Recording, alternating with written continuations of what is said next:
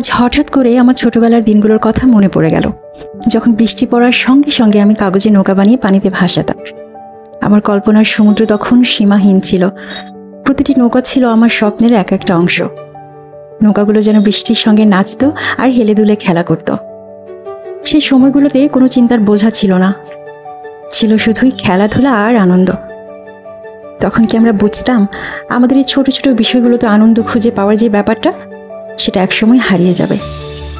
স্বপ্নগুলো তখন খুব সহজ সরল ছিল, তাই না? আমরা ভাবতাম সেগুলো একদিন বড় হলেই সত্যি হবে। এই পেন্টিংটা আমাকে আমার ওই দিনগুলো স্মৃতি ফিরিয়ে দিল। পেন্টিং করার সময় প্রতিটা রং, প্রতিটা রেখায় আমি আবার আমার সেই শিশুকে খুঁজে পাচ্ছিলাম।